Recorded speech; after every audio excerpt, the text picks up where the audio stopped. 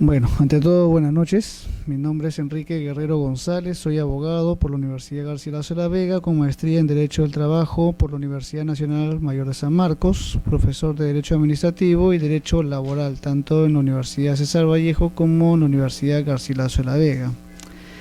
El tema a tratar hoy es el procedimiento administrativo sancionador, un tema bastante interesante que está regulado principalmente en la ley número 27444, la ley de procedimiento administrativo general, que es una ley que se aplica de manera supletoria a aquellos procedimientos ya regulados específicamente.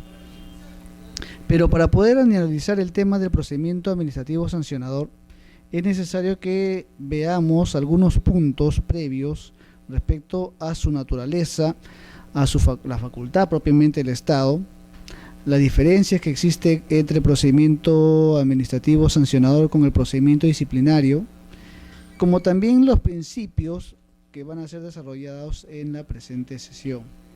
Entonces, para empezar, la facultad sancionadora del Estado, sabemos que a través de la facultad del Ius Puniendi, el Estado tiene la facultad para sancionar en diversos aspectos, ¿no? En el aspecto punitivo, penal, por ejemplo, en el ámbito que nos convoca, en el ámbito sancionador. El Estado, a través de esta facultad, se roga la prerrogativa de poder sancionar a aquellas personas naturales o jurídicas que de alguna manera, por una acción o por una omisión, cometan una infracción administrativa. Entonces, para analizar esto, debemos también tocar el tema respecto al marco constitucional.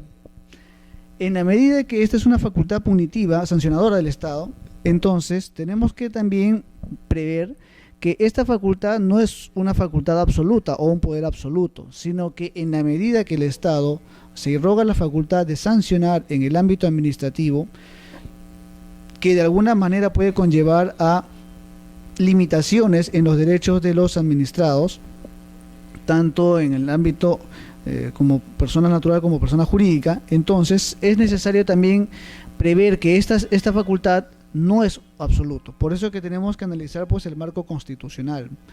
Y en la medida que se atribuye una facultad sancionadora al Estado, debemos también advertir que el Estado no tiene un poder absoluto, sino que esto está limitado por garantías, derechos mínimos que la Constitución política le reconoce a los administrados.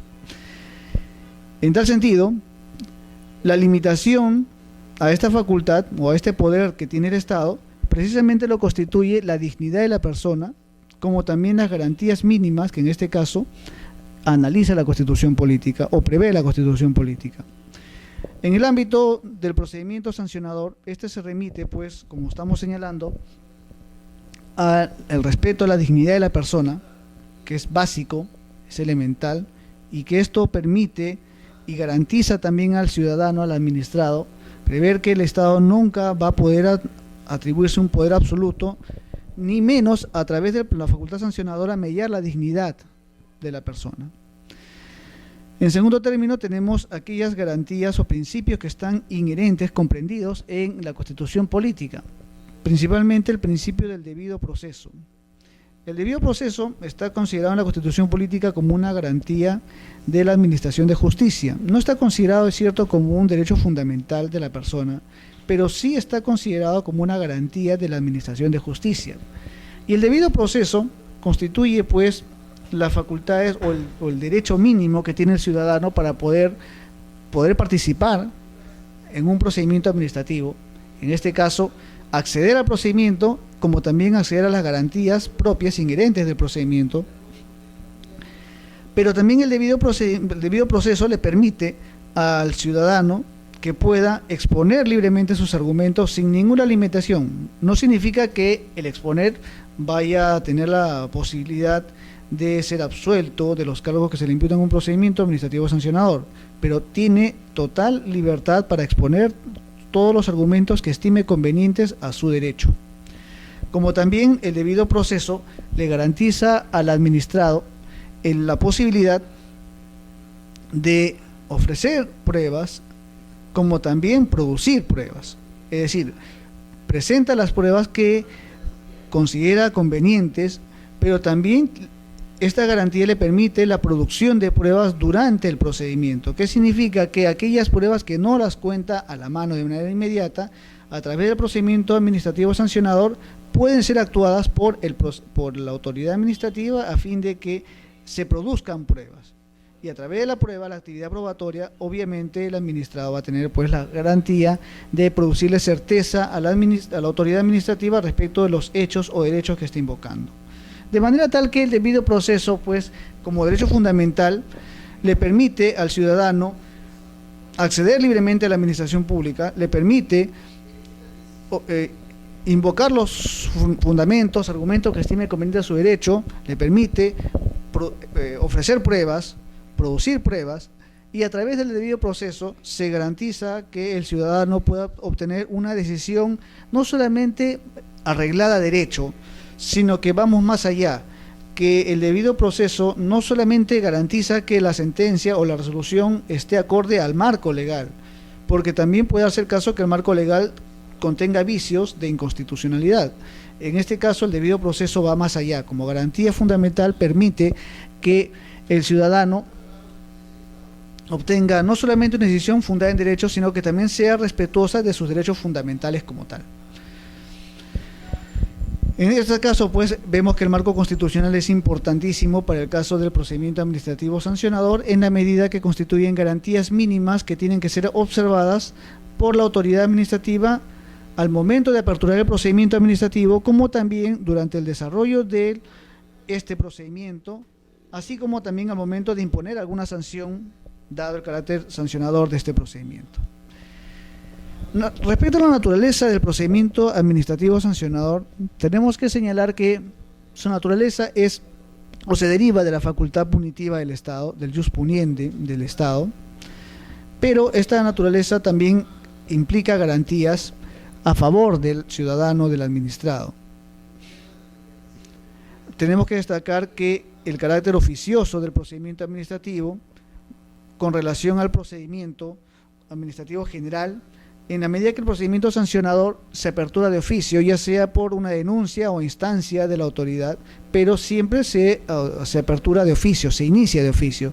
No es como el procedimiento administrativo común general, en la cual se inicia a la sola solicitud de la persona, sino que en este caso, dado que estamos frente a una denuncia, a una imputación de un cargo, necesariamente tiene que esta ser evaluada por la autoridad administrativa y esta tiene que decidir precisamente el inicio del procedimiento administrativo sancionador. Respecto a la diferencia que existe entre el procedimiento administrativo sancionador con el procedimiento administrativo disciplinario, tenemos que advertir que aquí hay que ser muy cuidadosos con ello, porque el procedimiento administrativo sancionador parte de la premisa que se puede aperturar o iniciar contra aquellas personas naturales o jurídicas que no cuenten, que no tengan un vínculo directo, inmediato con el Estado. Es decir, en la medida que el procedimiento sancionador lo que cautela y lo que sanciona es una infracción administrativa, entonces se apertura contra aquellos ciudadanos, personas jurídicas o naturales que no tengan vínculo directo inmediato con el Estado. Por ejemplo, cuando una persona denuncia, digamos, una empresa de servicios ante, digamos, la Comisión de Defensa del Consumidor de Indecopi. En este caso, la persona natural o jurídica o la empresa que está siendo imputada de algún cargo de infracción administrativa no tiene ningún vínculo con Indecopi, sino que éste se vinculará con la entidad pública recién a partir que la entidad aperture el procedimiento sancionador. En este caso, pues, ya vamos advirtiendo la diferencia que existe con el procedimiento disciplinario, porque el procedimiento disciplinario es aquel que se apertura contra aquellas personas que sí tienen un vínculo, una relación inmediata con el Estado, y segundo, que lo que cautela el procedimiento disciplinario, como su nombre indica, es la disciplina en el ámbito laboral. Por eso es que la diferencia que radica es que el procedimiento disciplinario lo que cautela o lo que sanciona no es una infracción propiamente administrativa, sino que lo que sanciona es una falta de carácter disciplinario. Y claro está, en la medida que estamos hablando de la administración pública, la comisión de una falta disciplinaria, esta pues es instruida por una comisión de procedimientos disciplinarios, la cual recomienda su inicio y una vez instruido, también recomienda la sanción o en todo caso la absolución del trabajador o servidor público. Entonces, vemos pues que el procedimiento administrativo sancionador difiere de un procedimiento disciplinario por su naturaleza. En la medida que el procedimiento sancionador, repetimos, lo que cautela es la comisión o la omisión que constituye infracción administrativa, es decir, que constituye una vulneración de una norma de carácter administrativo regulada por el Estado, dado su carácter público. En el ámbito disciplinario, lo que se cautela y sanciona es la disciplina del servidor público al interior de la entidad. Entonces, cuando hablamos de diferencia, en el ámbito sancionador, lo que se castiga es una infracción administrativa, y en el ámbito disciplinario, lo que se sanciona es una falta de carácter disciplinario, la conducta del servidor público. Vemos pues entonces que las diferencias de procedimiento, la naturaleza, ahora lo que correspondería es analizar los principios que regulan el procedimiento administrativo sancionador. Pero antes de analizar los principios que están regulados en la ley, tenemos que analizar previamente qué es un principio, por qué se denomina principio y cuál es la función que tiene este en un procedimiento sancionador.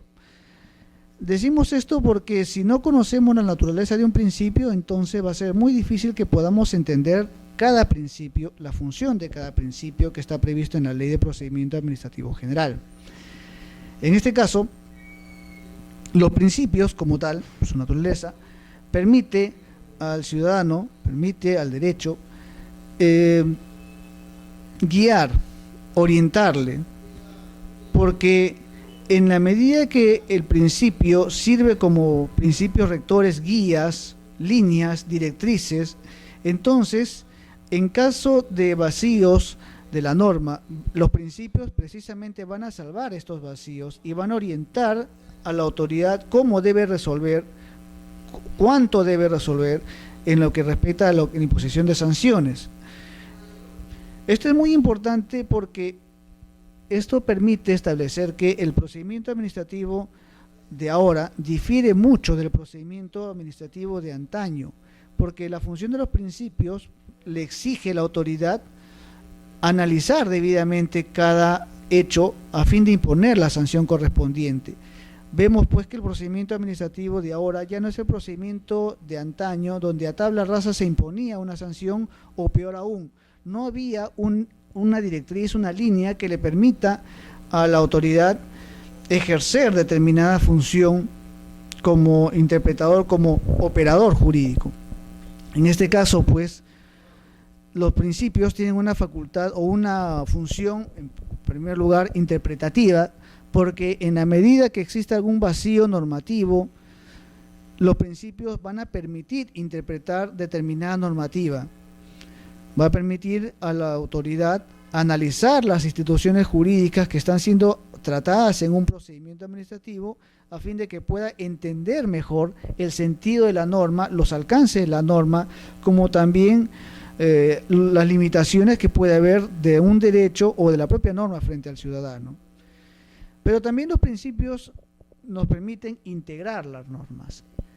Vemos que el procedimiento administrativo sancionador se deriva de unas garantías que están enmarcadas en la Constitución política. Y esto es bastante interesante porque en el ámbito del derecho, los principios lo que permiten son integrar determinadas instituciones jurídicas o normativas que resulten aplicables al caso del procedimiento administrativo sancionador. Por ejemplo, en el ámbito del derecho procesal, estas normativas o principios que están previstos en la ley o en el Código Procesal Civil pueden ser aplicables en el ámbito sancionador en la medida que sea compatible por su naturaleza.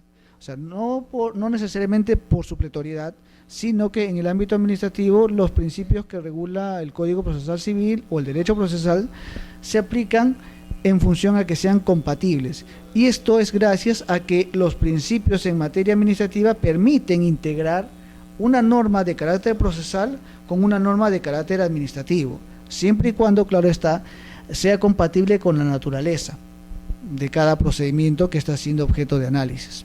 Entonces vemos pues que los principios en el ámbito administrativo sancionador tienen mucha importancia porque permiten interpretar la normativa en caso de vacíos, como también permiten integrar una norma con otra de carácter administrativo, dependiendo pues la naturaleza de cada institución que está siendo analizada en el procedimiento.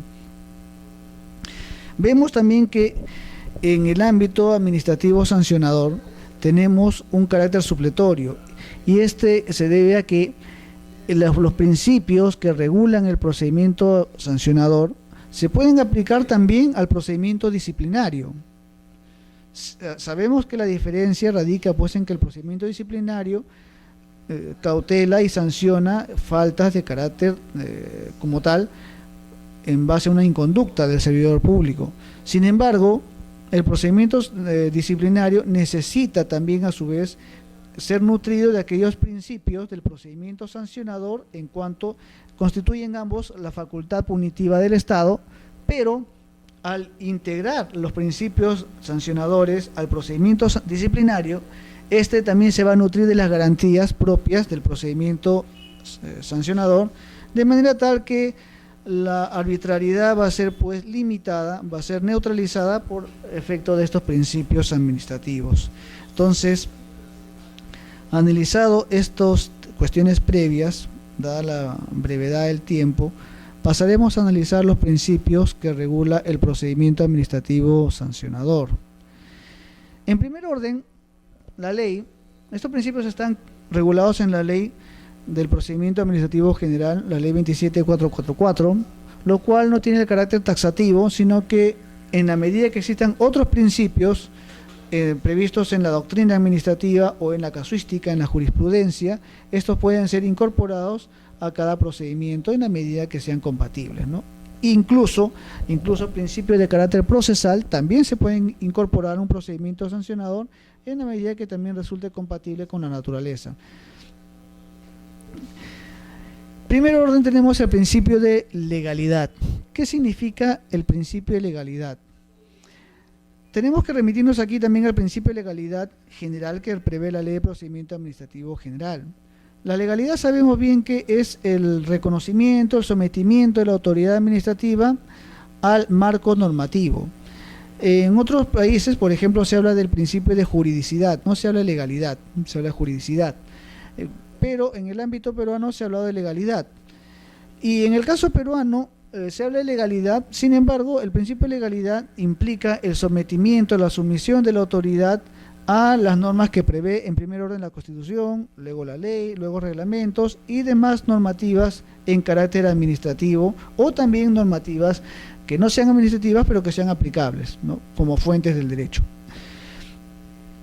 Pero en el ámbito de la legalidad sancionadora, no solamente se cautela la sumisión de la autoridad del Estado al marco normativo, al marco constitucional, para ser más exacto, sino que también en la legalidad tiene mucha importancia porque a través de este principio, solo con una norma con rango de ley se puede atribuir la potestad sancionadora del Estado. Y una vez reconocido, también se preverá y se va a reconocer la consiguiente previsión de las consecuencias administrativas que a título de sanción son posibles de aplicar en un administrado, lo que en ningún caso habilita a disponer la privación de la libertad. Vemos varios supuestos que merecen ser analizados. Primero, solamente con norma con rango de ley se atribuye la potestad sancionadora.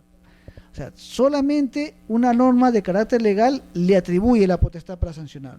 Por lo tanto, normativas de carácter inferior, jurídicamente hablando, no pueden reconocer una facultad sancionadora. Solo la ley o norma con rango de ley le atribuye la potestad sancionadora. Esto es importante porque ninguna normativa interna inferior podrá desconocer este principio y atribuir una potestad sancionadora. Asimismo, este principio también permite garantizar que la autoridad de motu propio pueda atribuirse e irrogarse la facultad para sancionar en un determinado procedimiento sancionador. En este caso, pues, la ley o el principio de legalidad no solamente implica el reconocimiento, el sometimiento al marco jurídico, sino que va más allá.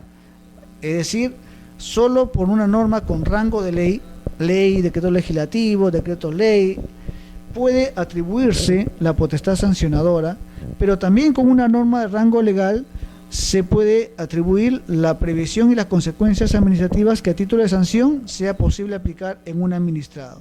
O sea, entonces, la legalidad le garantiza la facultad, la potestad de sancionar, como también la previsión de las consecuencias administrativas que a título de sanción sean posibles aplicar en un administrado. Cuando hablamos de las consecuencias, hablamos pues de aquellos efectos que se producen en el administrado como consecuencia de una sanción de carácter administrativo, que puede ser digamos una inhabilitación, dependiendo de la sanción que se vaya a imponer. Ahora, esta legalidad también, o este principio de legalidad, garantiza que al administrado en ningún caso se le va a privar de su libertad. Esto es algo importante porque aquí se marca la diferencia con el proceso penal. En el ámbito sancionador administrativo solamente se puede sancionar en la medida que se cometa una infracción administrativa, y esto puede conllevar a responsabilidades administrativas, pero en ningún caso se va a privar de la libertad al administrado. Se le puede inhabilitar, por ejemplo, se le puede sancionar con algunas multas de carácter administrativo, pero toda sanción que se vaya a imponer tiene que estar relacionada al ámbito administrativo. Obviamente, previamente tiene que haberse determinado la responsabilidad administrativa, pero en ningún caso jamás se va a poder permitir la privación de la libertad. Esa es una decisión que corresponde única y exclusivamente al juez penal. Asimismo, aquí se marca la diferencia del procedimiento con la justicia penal, porque en el ámbito sancionador solamente se va a determinar la comisión de una infracción y la consecuente sanción de carácter administrativa, es decir, no se impone justicia. Aquí no se absuelve, no se analiza la inocencia de una persona, no se analizan delitos. El procedimiento sancionador no sanciona delitos, solamente sanciona infracciones administrativas, y por lo tanto, en la medida que no tiene una función jurisdiccional, no puede atribuirse la potestad para sancionar delitos, menos aún privar de la libertad a una persona. Segundo principio que advertimos es el debido procedimiento administrativo. El debido procedimiento administrativo implica que las entidades aplicarán sanciones sujetándose al procedimiento establecido, respetando las garantías del debido proceso. O sea,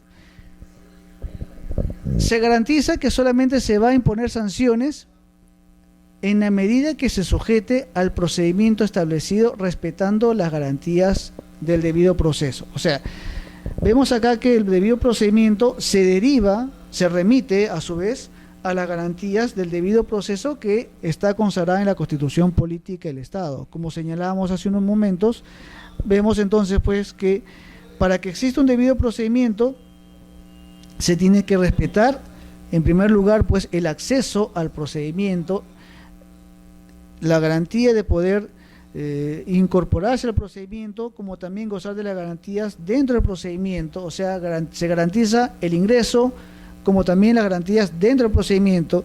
Se garantiza al administrado el derecho ilimitado de poder formular aquellos argumentos que estime conveniente a su derecho.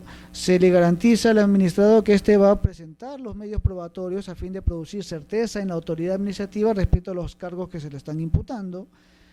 Pero también se le va a permitir al administrado producir pruebas, es decir, en la medida que lo que se busca es crear certeza en la autoridad, entonces en el procedimiento se va a poder producir pruebas a fin de que la autoridad tenga certeza de los hechos que están siendo invocados por el administrado.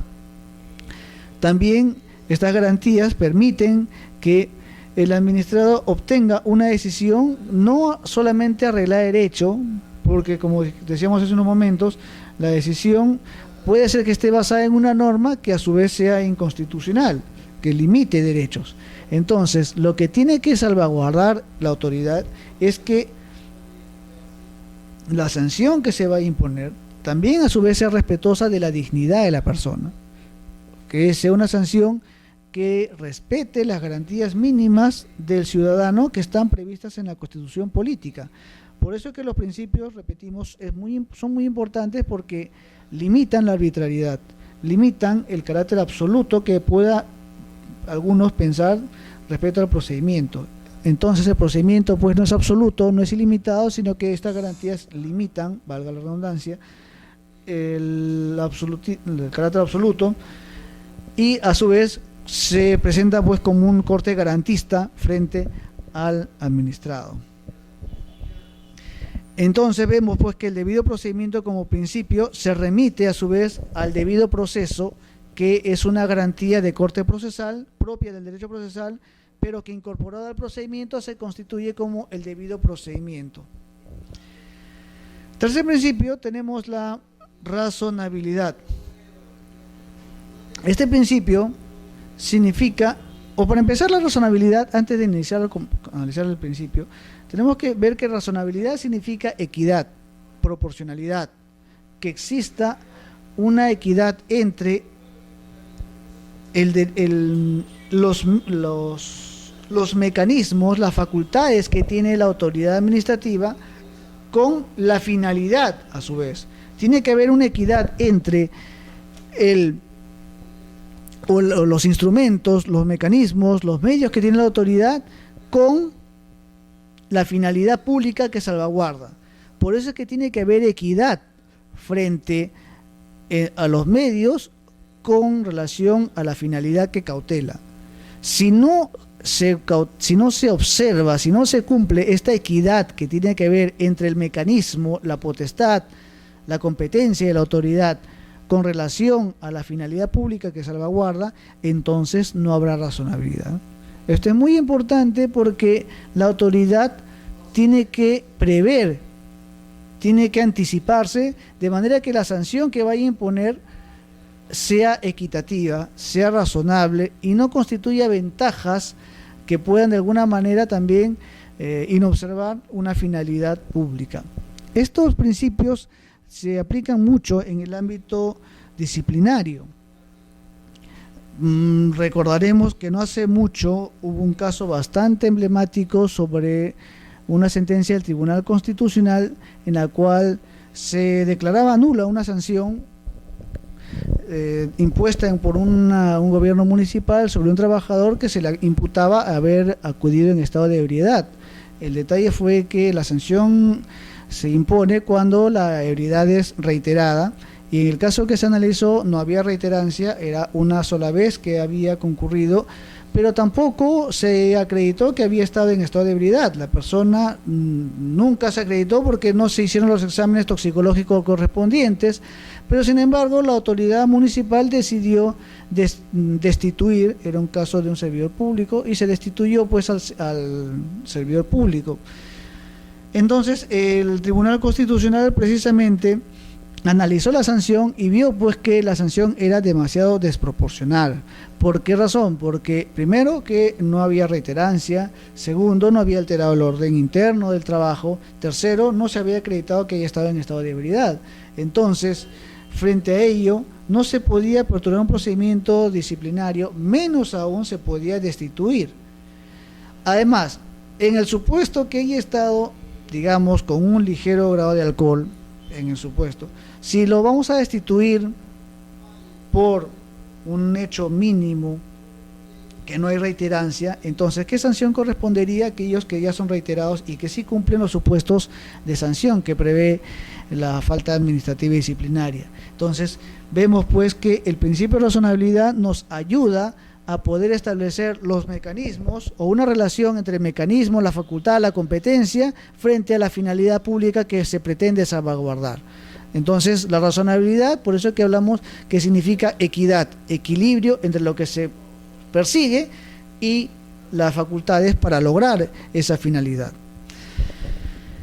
Hecho esta análisis previo, pues vemos pues que la razonabilidad en el ámbito sancionador implica que la autoridad debe prever que la comisión de la conducta sancionable no sea más ventajosa para el infractor que cumplir las normas infringidas o asumir la sanción. O sea, que la sanción sea ejemplar de manera tal que el cumplimiento de la sanción no signifique pues algo lírico, sino que realmente pues permita y advierta al sancionado, al administrado, que tiene que cumplir las normas. Lo que se busca en consecuencia es que la sanción, la comisión de la infracción, no sea ventajosa para el administrado, de manera tal pues que éste advierta que tiene que cumplir la normativa administrativa. Que la sanción que se vaya a imponer no sea pues algo lírico, que no le implique mayor gasto o mayor perjuicio al administrado. No se busca perjudicarlo, sino que se busca que la sanción sea ejemplar. Entonces, por eso que la sanción, advirtiendo la razonabilidad o aplicando razonabilidad, exige que la autoridad advierta pues que la sanción no puede ser una ventaja, sino que tenga que ser sancionada ejemplarmente para que su cumplimiento le permita al administrado corregir su accionar o su actuación o su conducta frente a la normativa administrativa. Ahora bien, la sanción a ser aplicada debe también ser proporcional al incumplimiento calificado como tal, como infracción, debiendo observar criterios que en orden de prelación la ley regula a continuación. Primero, la gravedad del daño al interés público o el bien jurídico protegido. ¿En qué medida, con el hecho, ya sea una acción o una omisión, en qué medida esta infracción afecta al interés público? ¿Cuánto se ha dañado el interés público o, en todo caso, el bien jurídico protegido? ¿En qué medida se afecta? Segundo término, tenemos el interés público, el interés público es el interés general, el interés que recae de parte de la comunidad, la colectividad, sobre una determinada institución jurídica. Entonces, el interés público es muy importante porque frente al interés particular, el interés público es el que predomina.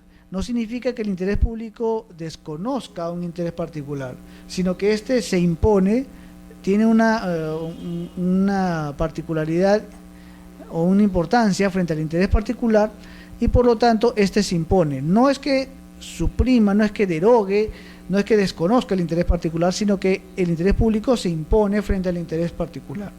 Esto es importante porque en un procedimiento administrativo lo que se cautela precisamente es el interés público, no el interés particular. El interés particular se va a reconocer en la medida que éste esté acorde al interés público. Lo primero, por lo tanto, es verificar cuánto se ha afectado, cuánto se ha agravado el interés público como consecuencia del daño ocasionado o realizado por el infractor. O en todo caso, el bien jurídico, es decir, la institución jurídica tutelada por el derecho administrativo. ¿En qué medida se ha afectado? Segundo criterio es el perjuicio económico que se haya causado. Es decir, el daño, cuánta repercusión económica, cuánta estimación económica ha causado al Estado. ¿En qué medida se ha afectado al Estado económicamente? Aquí pues tiene que cuantificarse el daño y esto ya corresponderá a los peritos responsables, a los especialistas responsables, determinar el quantum económico que se ha realizado como consecuencia del daño, ¿no? Tercero, la repetición o la continuidad en la comisión de la infracción. Es decir, si el hecho se ha repetido o en todo caso si es que existe ya continuidad, habitualidad respecto al infractor con relación a la conducta que ha sido objeto de sanción. Cuarto, las circunstancias de la comisión de la infracción. O sea, y acá también exige que se tenga que analizar el contexto cómo es que se produjo la infracción administrativa y como consecuencia de qué se produjo a fin de imponer una sanción. Por ejemplo, ¿qué pasaría si una persona está conduciendo su vehículo motorizado, se le cruza imprudentemente un peatón y a fin de no atropellarlo, vira, cambia e invade una acera que no ha causado un perjuicio, un daño a alguna persona, pero cometió una infracción, invadió la acera que es de uso público? Entonces, ¿será posible que se le sancione por el hecho de haber invadido un carril ajeno? Claro, es una infracción, pero también tenemos que ver las circunstancias, es decir, cómo es que se cometió esta infracción. Si se advierte pues que se invadió un carril o una acera a fin de evitar un daño a la persona o incluso un homicidio que puede ser calificado como culposo, pero homicidio al fin y al cabo, entonces pues esta circunstancia tiene que ser también considerada por la autoridad administrativa a fin de imponer la sanción. Esto es muy importante porque ya vamos advirtiendo que la razonabilidad le exige a la autoridad pues un juicio de valor de manera tal que esta autoridad administrativa tenga que advertir todo lo que aconteció al momento de producirse el daño. Tendrá que ver dónde se produjo, cómo se produjo, las circunstancias que dieron lugar a esta infracción, a fin de que la sanción que se va a imponer pueda ser atenuada como consecuencia de las circunstancias en las cuales se cometió la infracción. No significa absolverlo, pero estas circunstancias tendrán que ser consideradas a fin de que se advierta que la sanción que se vaya a imponer sea equitativa, sea ejemplar en el administrado. Otro criterio es el beneficio ilegalmente obtenido. O sea, ¿en qué medida la infracción ha beneficiado al administrado? ¿Cuánto se ha beneficiado como consecuencia de este hecho? Por ejemplo, ¿qué pasaría si se trata de un concurso público y el ganador del concurso público ha presentado documentos fraudulentos, falsos, y que como consecuencia de ello esta persona ha obtenido pues o ha ganado el concurso público obteniendo el primer lugar? Entonces, ¿cuál es el beneficio que ha obtenido? ¿En cuánto se está beneficiando como consecuencia de este hecho? Y claro está, aquí ya también tenemos que analizar otras circunstancias como el perjuicio económico causado y en cuánto perjudica esto a las personas, ¿no? a la comunidad jurídica. Último criterio que establece este principio de razonabilidad es la existencia o no de intencionalidad en la conducta del infractor. Vemos que la conducta es el último extremo, el último orden de prelación que exige este principio de razonabilidad. Y es que en el ámbito administrativo, sancionador, como también en el carácter punitivo, lo primero que se advierte, lo primero que se analiza es la falta, la infracción, y finalmente se considera la intencionalidad en la conducta del infractor. No es que no se vaya a considerar, sí se considera, pero ¿por qué se está tomando en último orden? Porque no olvidemos que es un procedimiento administrativo sancionador, y en este procedimiento lo que se cautela es precisamente el daño al interés público o el bien jurídico protegido. Es decir, siguiendo la regla, la naturaleza de todo procedimiento administrativo, detrás de este existe un interés público. Por eso es que el procedimiento administrativo sanciona la afectación al interés público. ¿Cuánto se ha afectado al interés público? ¿Cuánto se afecta a la comunidad jurídica por una infracción, ya sea por una acción u omisión, pero que de alguna manera afecta el interés público? Por eso que la intencionalidad está considerada, pero en un último extremo, porque lo que se cautela, como todo procedimiento administrativo, es la salvaguarda del interés público. A diferencia de un proceso donde se cautela el interés de las partes, en un procedimiento administrativo lo que se cautela es el interés público. No se desconoce el interés particular, pero lo que tiene prioridad es un interés de la comunidad, el interés de la ciudadanía frente a un bien jurídico. Por eso es que en un procedimiento sancionador, obviamente, el primer orden que se analiza es la gravedad, la afectación al interés público. Y finalmente se analiza si hubo o no intencionalidad en la conducta del infractor. Si es que tuvo la intención o no de cometer una infracción de carácter administrativo. Claro que esto tampoco podemos ser tan exagerados y exigir que la autoridad se inmiscuya en el interior subjetivo de cada ciudadano, porque eso es imposible. Pero de acuerdo a los supuestos que se están viendo previamente, a la gravedad de los hechos, el perjuicio, la repetición o la continuidad, las circunstancias, el beneficio que ha obtenido, ya se puede advertir si hubo o no intencionalidad en la conducta del infractor. Entonces, por eso es que también se considera en un último extremo, porque estos procedimientos, dada su naturaleza administrativa, son objetivos. Cuarto procedimiento o cuarto principio que regula el procedimiento administrativo sancionador. El principio de tipicidad. Este principio de tipicidad establece que solo constituye conducta sancionable administrativamente aquellas infracciones que estén previstas expresamente en normas con rango de ley mediante su tipificación como tal, sin admitir interpretación extensiva o analogía. Es decir, con norma de rango legal solamente se puede atribuir una infracción administrativa y su tipicidad. El principio de tipicidad guarda mucha relación con el principio de tipicidad en el ámbito penal, aquel principio que establece el nullum crimen, nula pena sine lege.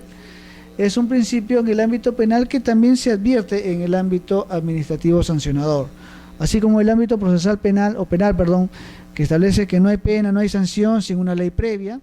En el ámbito sancionador se sigue ese criterio, pero como quiera que en el ámbito sancionador no se habla de delitos, no se discute delitos, ni tampoco se discute la privación de la libertad o la justicia en este caso. En el procedimiento administrativo sancionador solamente se prevé pues una infracción administrativa, por lo tanto la tipicidad como tal garantiza que solamente se va a sancionar aquellas infracciones que estén tipificadas expresamente como tal. O sea, aquí no cabe interpretación de parte del funcionario público, de parte de la autoridad administrativa, de entender o de querer entender que un hecho constituye infracción. Aquí no cabe ninguna interpretación. La sanción tiene que ser claramente establecida en una norma con rango de ley, ya sea ley, decreto legislativo, decretos ley, pero tiene que estar expresamente señalada como tal. Y obviamente la infracción que está siendo imputada al administrado tiene que adecuarse a los supuestos, a los requisitos constitutivos de la infracción administrativa. Si no existe, si no encuadra el hecho con la infracción prevista como tal en la ley, entonces no se podrá sancionar porque se habrá aplicado en este caso el principio de presunción de licitud, que es un principio que también está previsto en el procedimiento administrativo general y que lo analizaremos en la siguiente sesión. Pero entonces vemos pues que para que se pueda imponer una sanción, la conducta sancionable administrativamente hablando tiene que estar expresamente señalada en una norma con rango de ley. No cabe entonces que la autoridad administrativa haga una interpretación de un hecho y lo quiera entender o lo quiera extender como una infracción, o menos aún aplicar la analogía, es decir, que un caso anterior, como quiera que fue sancionado, se aplique analogía y como tal, por efectos del caso del precedente, se pueda imponer una sanción administrativa. Esto vemos que está prohibido expresamente en la ley. Repetimos, para que sea sancionable, entonces la conducta, ya sea por acción u omisión, tiene que encuadrar, tiene que adecuarse a los supuestos constitutivos que establezca la normativa respecto a una infracción. La disposición reglamentaria, establece la ley, o el del desarrollo, puede especificar o graduar aquellas dirigidas a identificar conductas o determinadas sanciones sin constituir nuevas conductas sancionables a las previstas legalmente, salvo en los casos en que la ley permita tipificar por vía reglamentaria. Específicamente, la ley tiene que prever, tiene que establecer que los reglamentos van a sancionar. Si no establece esta situación la ley, ningún reglamento podrá tipificar una sanción administrativa. En tal sentido, vemos pues que aquí se cumple la naturaleza también de los reglamentos. Los reglamentos, en la medida que constituyen normas de inferior jerarquía que la ley, estas se incorporan al bloque de legalidad siempre y cuando no desnaturalicen la ley, no desnaturalicen lo que ha querido regular el legislador. Por lo tanto, puede especificar o graduar una conducta o determinar sanciones el reglamento. Lo puede hacer siempre y cuando esta no constituye una nueva infracción o una nueva sanción a la que está prevista legalmente. Solamente va a establecer aquellos detalles o graduar estas sanciones, pero jamás se va a permitir que constituyan o se constituyan a través del reglamento nuevas sanciones, porque esto, repetimos, no está permitido por efecto del principio de tipicidad. El principio de irretroactividad de la norma sancionadora. Este principio también está previsto en la Constitución Política, que prevé la prohibición de retroactividad, y que en ningún caso significa pues que será aplicable las disposiciones sancionadoras vigentes al momento de, o son aplicables, perdón, las disposiciones sancionadoras vigentes en el momento de incurrir el administrado en la conducta a sancionar, salvo que la posterior sea más favorable.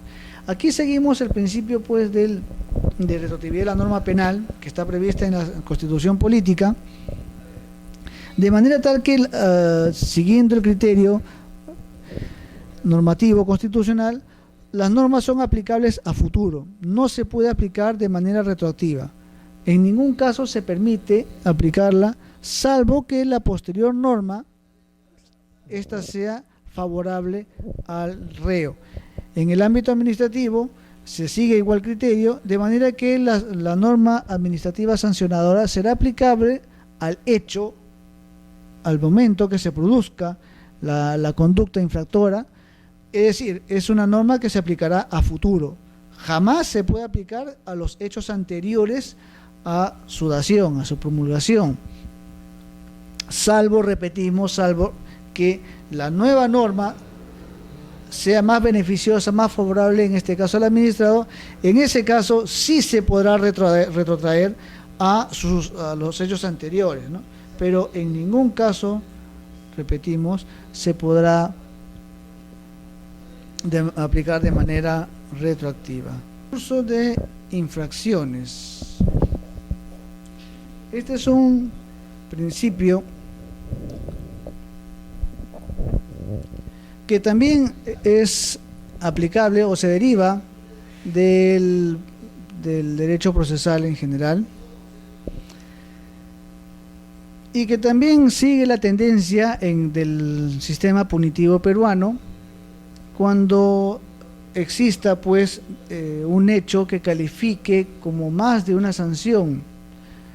Siguiendo el criterio punitivo peruano, solamente se puede sancionar, o que establece que solamente se puede sancionar aquel delito que revista de mayor gravedad. En el ámbito sancionador, administrativo sancionador, se sigue también el mismo criterio, de manera tal que cuando se trata de concurso de infracciones, solamente se va a sancionar la conducta o la infracción que revista de mayor gravedad. Para empezar, el concurso de infracciones, siguiendo la temática penal, implica que un hecho pueda calificar como más de una sanción, más de una infracción, o diversos hechos califiquen como diversos hechos punitivos.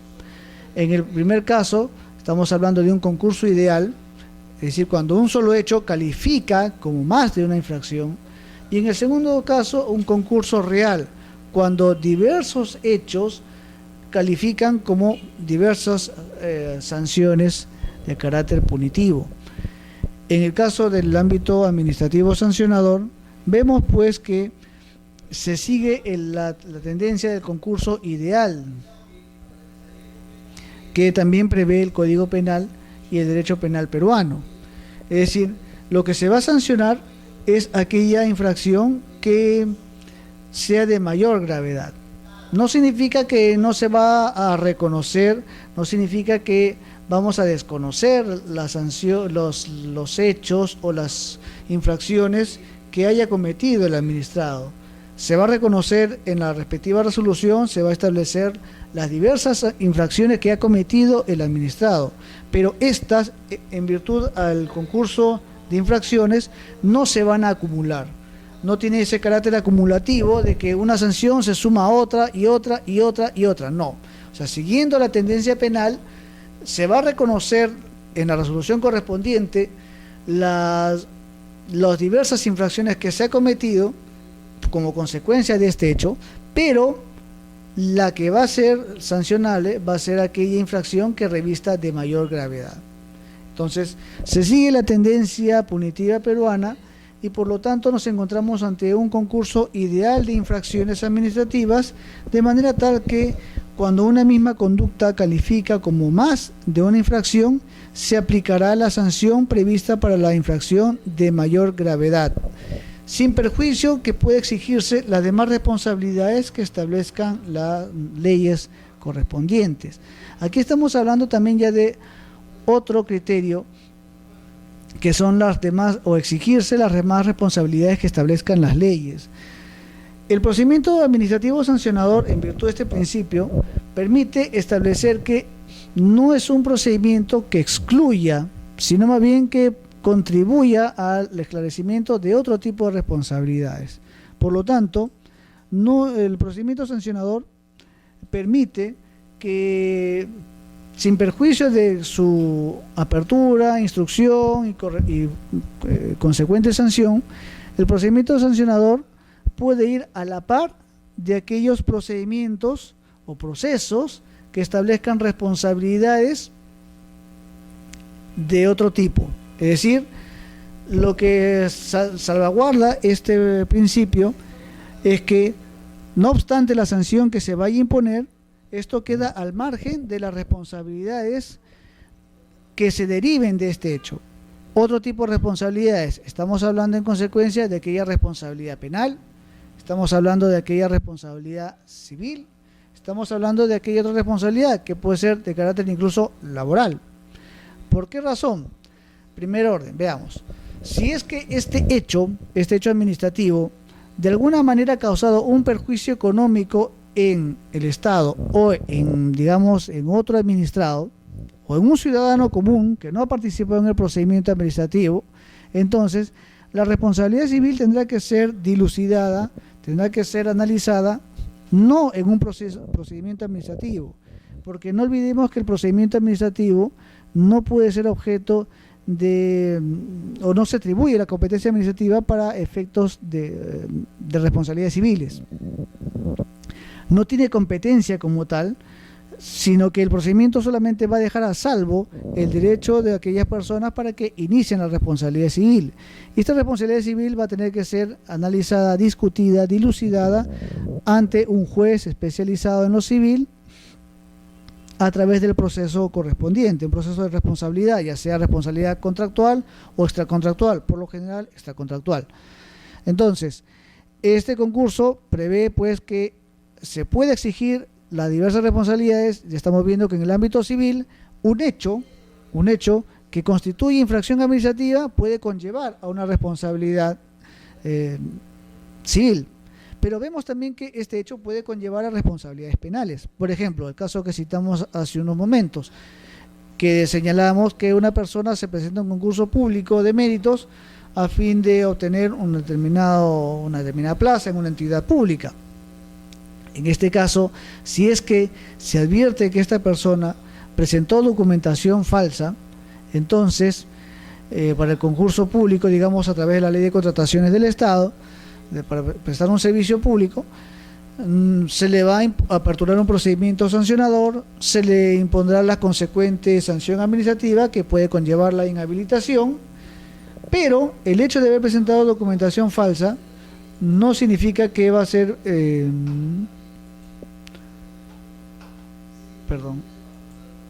no significa que la sanción administrativa sea la única.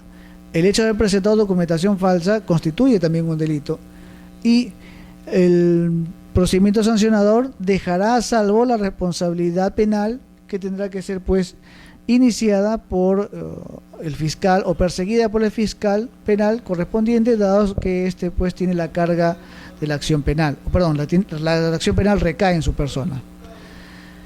Pero también hablamos de otro tipo de responsabilidad, que en este caso es la laboral. No olvidemos que el procedimiento sancionador es un procedimiento que conlleva una sanción administrativa por una infracción administrativa.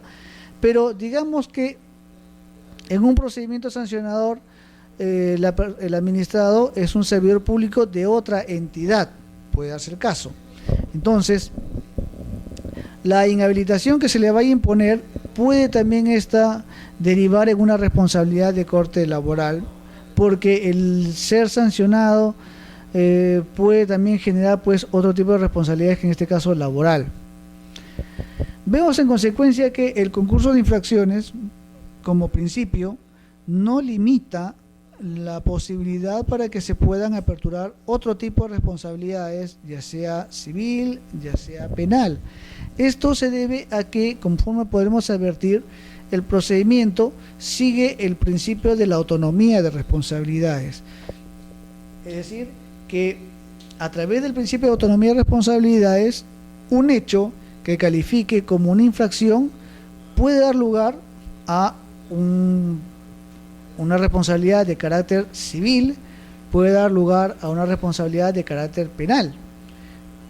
Y esto no significa que vayamos a quebrantar el principio del non bis in idem, porque el non bis in idem como principio exige la triple identidad de hechos, de sujetos, como también de el bien jurídico tutelable.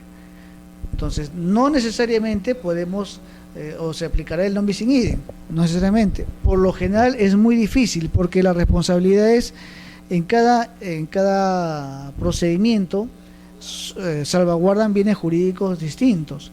Por ejemplo, ¿qué pasaría si nos encontramos ante el caso de un notario público? Digamos, ¿no? Un notario público en cuyo despacho notarial se advierta que se ha vendido fraudulentamente 3 inmuebles o 2 inmuebles, digamos, ¿no? O un inmueble, veamos, no importa, al margen de cuántos.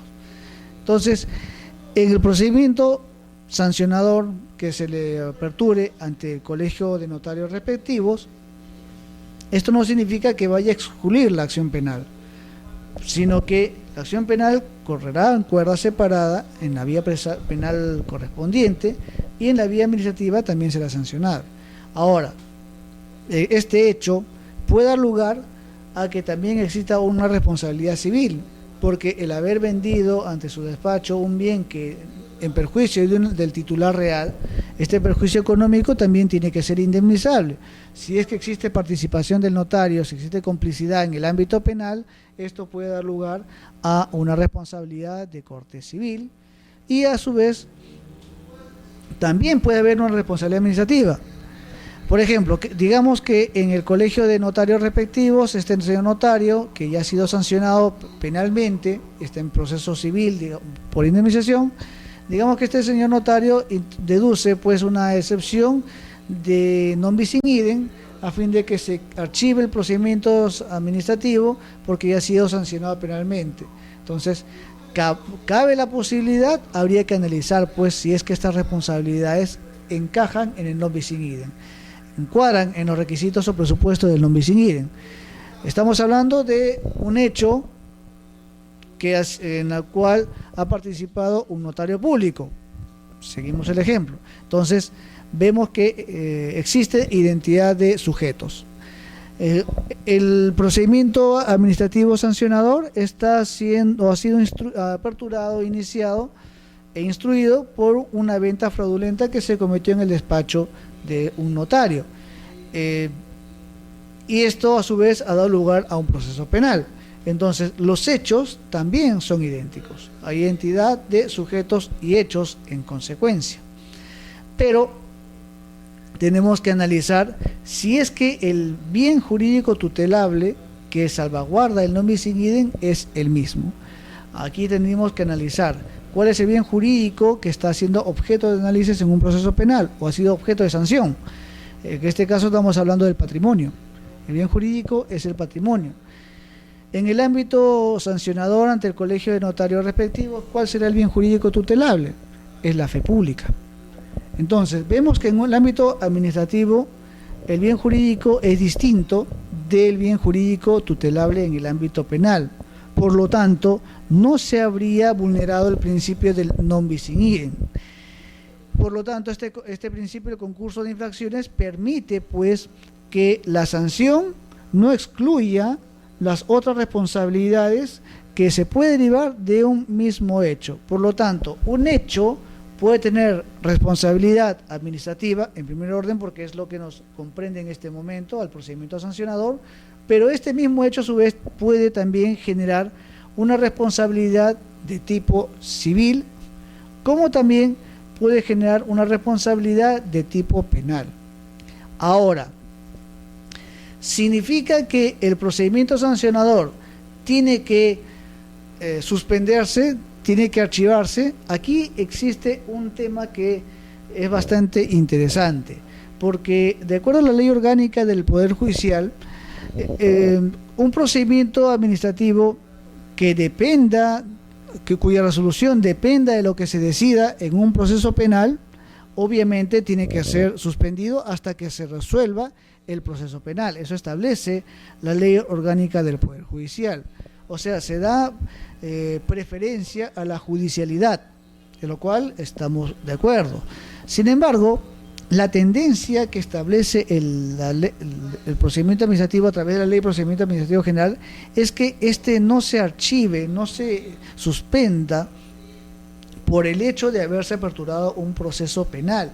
Porque conforme estamos viendo a través de este principio, la imposición o la imposición de una infracción de carácter administrativa no perjudica en lo absoluto un proceso penal o un proceso civil, no lo perjudica. Entonces, es cierto que la tendencia, conforme a la ley de la orgánica del Poder Judicial, es que se suspenda el procedimiento administrativo sancionador, pero conforme podemos advertir, en la medida que existe autonomía de responsabilidades, es decir, que un hecho pueda calificar como una infracción administrativa, civil y penal, y que no se afecte el non bis in idem, por lo tanto, no existe una incompatibilidad entre estos, es permitido en consecuencia que el procedimiento administrativo sancionador continúe, más aún si vamos en cuerda separada. No se afecta, no se limita, no existe una incompatibilidad o no se limita la potestad del juez penal o del fiscal penal respecto a la investigación o sanción del delito respecto a un hecho administrativo, porque este hecho es cierto que ha generado un proceso penal como también ha generado un procedimiento administrativo sancionador.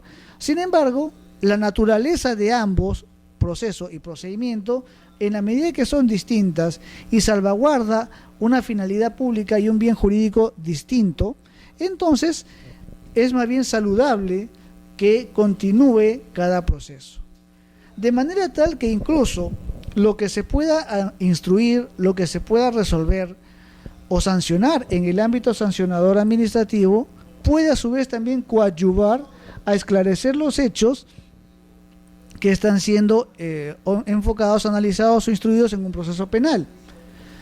Puede contribuir a esclarecer los hechos. En la medida que una persona ha sido sancionada por un hecho que a su vez está siendo objeto de un proceso penal, lo resuelto, lo analizado, lo instruido por la autoridad administrativa puede también coadyuvar a esclarecer los hechos en materia penal. Más aún si el procedimiento administrativo sancionador como tal observa las mismas garantías que establece el debido proceso. Estas garantías que estamos viendo son garantías que están previstas en la Constitución Política y son aplicables a un proceso judicial. En la medida que estas garantías son aplicables en un procedimiento administrativo que a su vez se deriva de un proceso judicial que está previsto en primer orden en la Constitución Política, entonces creemos pues que no hay razones para que esto conflictúe, choque con el proceso judicial. Por lo tanto, si bien es cierto la Ley Orgánica del Poder Judicial establece la suspensión de un procedimiento administrativo, la tendencia es que en virtud de este concurso de infracciones como principio, el procedimiento sancionador continúe en cuerdas separadas, ¿no? Salvo que el juez con una medida cautelar disponga de oficio pues que el procedimiento se suspenda hasta que sea resuelto en el ámbito penal. Eso también es una posibilidad, ¿no? Sobre todo en el ámbito a veces disciplinario, porque a veces se puede también imponer una sanción de carácter disciplinario que es por un hecho que en un proceso penal, dado que es más complejo la actuación probatoria, entonces se puede determinar la inocencia sobre un hecho y esto puede conllevar también a la absolución de un cargo, aunque reiteramos, el hecho puede generar responsabilidades distintas. Por lo tanto, la absolución en un proceso penal no significa también que vaya a ser absuelto en un procedimiento administrativo sancionador, porque su finalidad es distinta. Por ejemplo, en el caso que hemos señalado del notario, digamos que en el proceso penal se le absuelva del delito que ha sido imputado a través de la acusación fiscal. Digamos que lo absuelven, pero eso no significa que va a ser absuelto del procedimiento sancionador. ¿Por qué razón? Porque si bien es cierto, esta persona no contribuyó a una venta fraudulenta que afectó el patrimonio de una persona, fue sorprendido, eso no significa que vaya a ser absuelto en la vía sancionadora administrativa. ¿Por qué razón? Porque en el ámbito administrativo sancionador existe un principio que es el deber del cuidado, el deber funcional. Y en el deber funcional también una persona tiene que ser, y que está previsto justamente en el principio de licitud, o sea, su conducta tiene que estar enmarcada en el ámbito legal. Su función como tal del administrador tiene que estar dentro del marco normativo legal. Por lo tanto, en el caso del notario, su función era verificar la fe pública, cautelar la fe pública. Si esta persona no la cauteló, si esta persona, como quiera que él da fe, que el que vende y el que compra son las personas que dicen ser, entonces esta persona, el notario tenía que haber verificado la identidad de las personas, tanto del vendedor como del comprador. Y como quiera que ya existe pues acceso a diversos sistemas, como RENIEC por ejemplo, entonces el notario tiene que verificar la identidad. Si es que el notario se verifica se advierte que no cumplió con verificar la identidad de las personas contratantes, entonces será absuelto en el ámbito penal, porque no participó, correcto, pero no significa que no va a ser, que esa solución vaya también a absolverlo del ámbito administrativo sancionador. Repetimos, porque estamos ante un procedimiento que salvaguarda, cautela finalidades públicas. Bien, entonces vemos pues que en un procedimiento administrativo sancionador, para hacer un repaso, vemos que el procedimiento sancionador constituye pues una facultad sancionadora del Estado. Este procedimiento sancionador se deriva del jus puniendi, una facultad punitiva del Estado, una facultad para sancionar del Estado, es un privilegio que tiene el Estado, pero esta se encuentra enmarcada en un principio de legalidad, en primer orden por la Constitución Política, y la Constitución Política, los principios que consagra la Constitución Política constituyen pues garantías para el administrado, garantías que van a limitar el carácter absoluto y por lo tanto limita la arbitrariedad por parte de la administración pública frente al administrado. Es decir, este marco constitucional enfoca la naturaleza garantista de todo procedimiento administrativo. Asimismo, hemos visto pues que el procedimiento administrativo sancionador parte de la imputación de una infracción administrativa y que éste se rige bajo un principio de oficialidad y por lo tanto su naturaleza es sancionar aquellos hechos u omisión, ya sea por acción o omisión, que constituya una infracción administrativa. Esta situación precisamente es la que va a permitir diferenciarlo del procedimiento administrativo disciplinario en la medida que éste salvaguarda la conducta que exista en el ámbito o en el interior de una entidad pública. El procedimiento sancionador, reiteramos, solamente sanciona una infracción administrativa cometida por un accionar o por una omisión. En cambio, en el ámbito disciplinario hemos visto que lo que se sanciona, lo que se acotuela es la conducta al interior de la entidad pública y por lo tanto advertimos la diferencia que el procedimiento sancionador solamente comprende a aquellas personas que no tienen un vínculo directo inmediato con el Estado. Estas personas se incorporan o establecen su vínculo con el Estado recién a partir del procedimiento sancionador. En el ámbito disciplinario, como quiera que se trata de trabajadores, servidores públicos, el vínculo siempre ha existido. Son personas que siempre tienen un vínculo con el Estado. Hemos visto también que el procedimiento sancionador está sujeto a principios, los cuales constituyen directrices, los cuales permiten guiar, orientar a la autoridad administrativa, de manera que los principios tienen una función ya sea interpretativa, es decir, permite salvar aquellos vacíos, entender mejor la norma, permite comprender la naturaleza de la norma, del procedimiento, como también va a permitir integrar aquellas normativas que sean aplicables a un procedimiento administrativo por compatibilidad. En el caso del procedimiento sancionador, el principio integrador permite que se pueda integrar, valga la redundancia, principios de carácter procesal, que como bien sabemos, estos se incorporan al procedimiento administrativo no por supletoriedad, sino en la medida que sean compatibles con la naturaleza. No olvidemos que un proceso judicial lo que salvaguarda es el interés de las partes.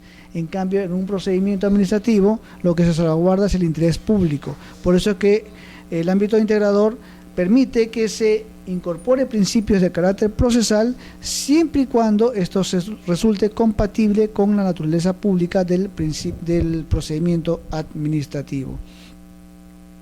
Vemos pues que hemos visto también, el carácter supletorio en el procedimiento administrativo disciplinario. En la medida que el procedimiento disciplinario constituye el ejercicio del ius puniendi, en consecuencia, los principios del procedimiento sancionador se aplicarán supletoriamente al procedimiento administrativo disciplinario en la medida que sí resultan compatibles. Ya sabemos que la diferencia pues radica en que uno sanciona una infracción administrativa y el otro sanciona una conducta, pero en ambos casos lo que los une, lo que los relaciona es que constituye el ejercicio de la facultad sancionadora por parte del Estado, la facultad punitiva del Estado. Por lo tanto, es permisible que los principios del procedimiento administrativo sancionador se apliquen al procedimiento administrativo disciplinario. Hemos visto que existen principios que regula la ley de procedimiento administrativo general, los cuales no tienen carácter taxativo, sino que en la medida que existan otros principios que regule la doctrina, que regule la jurisprudencia, estos se pueden aplicar al procedimiento administrativo sancionador porque, repetimos, no tiene el carácter de taxativo. Sin embargo, son principios básicos mínimos garantistas que establece la ley de procedimiento en la medida que estos se derivan a su vez de los principios que están previstos en la Constitución Política del Estado. Hemos visto que por el principio de legalidad solamente cabe atribuir por una norma con rango de ley la potestad para sancionar y las consecuencias que deriven de esta sanción al administrado. O sea, solamente se puede sancionar cuando la norma le atribuye la potestad, la facultad para sancionar. No se puede, en consecuencia, atribuir una facultad que no está prevista en la ley o en una norma que tenga rango de ley. Asimismo, hemos visto que en ningún caso la facultad sancionadora permite privar de la libertad a un ciudadano, por una razón muy obvia, porque el procedimiento sancionador no sanciona delitos, no sanciona privación de libertad en consecuencia, no analiza delitos. El único que puede privar de la libertad es un juez penal.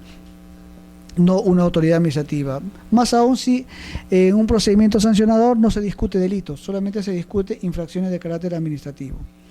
El debido procedimiento, hemos visto que este principio se deriva de una garantía constitucional que está prevista en el artículo 139 de la Constitución Política, el numeral 3, si mal no recuerdo, el que regula precisamente lo que es el debido proceso, el cual constituye el derecho de toda persona para incorporarse a un proceso, formar parte de un proceso, exponer libremente sus argumentos, presentar los medios probatorios o producir las pruebas correspondientes, y a fin de que pueda obtener una decisión motivada y fundada en derecho.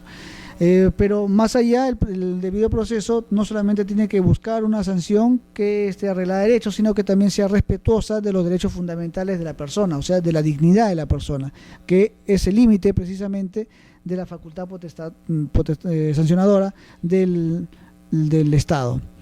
Este principio del debido proceso, al incorporarse al procedimiento administrativo, entonces se comprende, se constituye como el debido procedimiento, que conforme estamos viendo salvaguarda las mismas garantías del proceso como tal, el proceso judicial.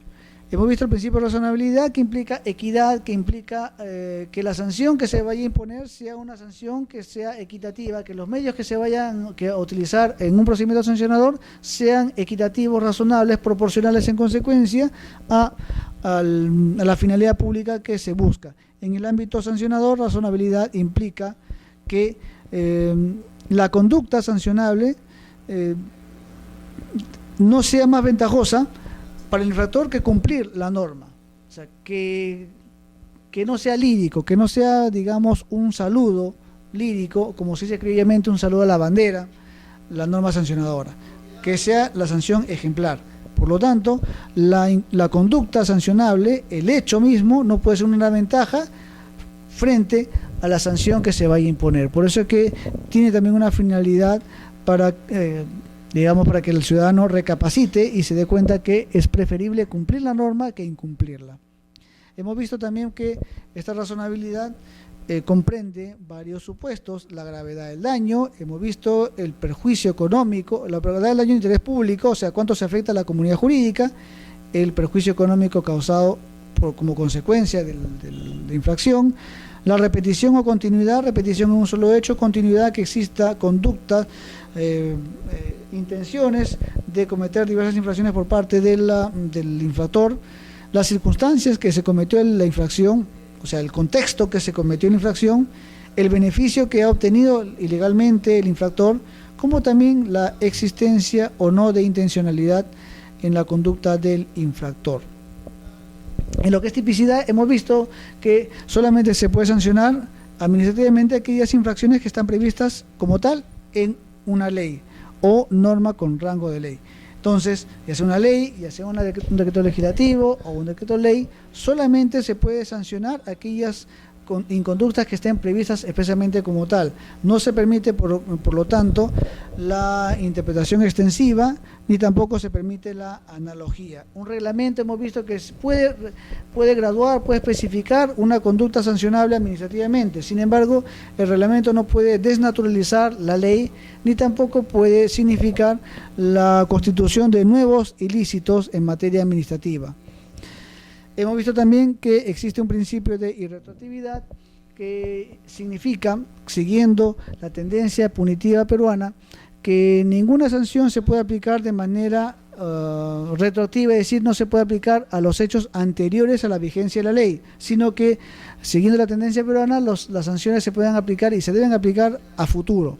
Solamente del momento que se promulga, que se dicte, que tenga vigencia la norma, a los hechos posteriores. Solamente la ley establece una salvedad cuando se trate de una sanción que sea más favorable, es decir, que la nueva norma, la nueva ley que sancione un hecho, establezca una sanción que sea más favorable al administrado. En ese caso sí se podrá retrotraer los efectos de la norma, siguiendo la tendencia justamente que establece la Constitución Política del Estado.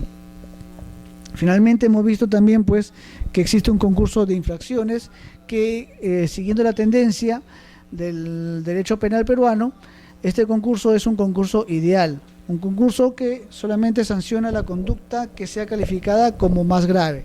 hemos visto que la sanción o la resolución correspondiente va a analizar las infracciones que se ha cometido, pero al momento de sancionar no va a sumar, no va a acumularlas, sino que va a sancionar aquellas que estén previstas como de mayor gravedad. Solamente se sanciona en consecuencia ellas. Repetimos, no significa que que desconozca las sanciones, sino que se va a reconocer, pero la que se va a sancionar es la que revista de mayor gravedad.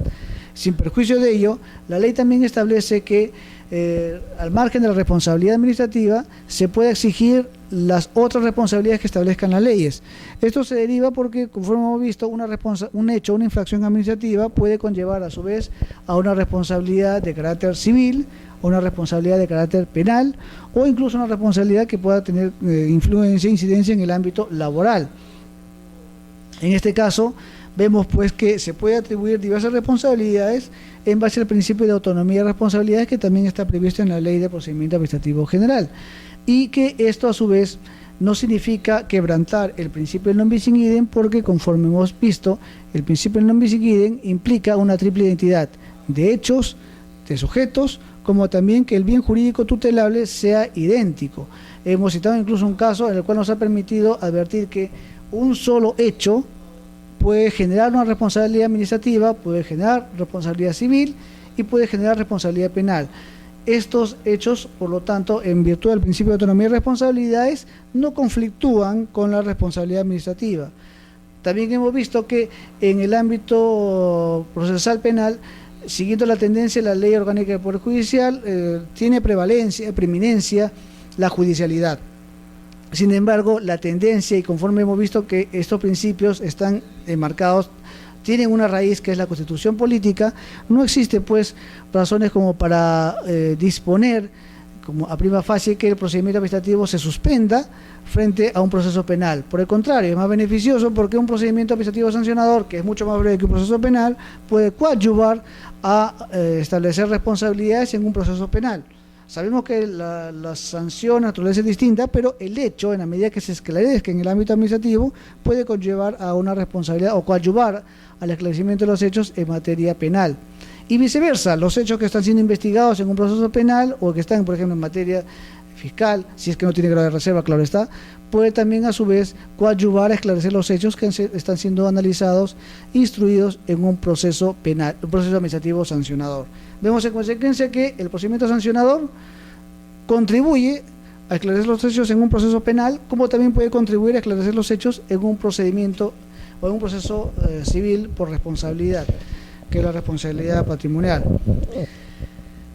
Bueno, no quiero cansarlos más, entonces ya será para la próxima sesión que analicemos los demás principios que están previstos en el procedimiento administrativo sancionador, en la Ley de Procedimiento Administrativo General, y que van a permitir pues tomar mayor conciencia de estos principios, de su naturaleza frente al proceso penal, y que nos permite pues entender con mayor razón que este procedimiento sancionador, de alguna manera, en la medida que esté observado, esté bien cumplido por parte de la autoridad administrativa, puede ser muy bien utilizado y puede permitir esclarecer hechos que incluso puede permitir ayudar a esclarecer delitos o responsabilidades de naturaleza civil. De mi parte, muchas gracias y será hasta otra oportunidad. Hasta luego.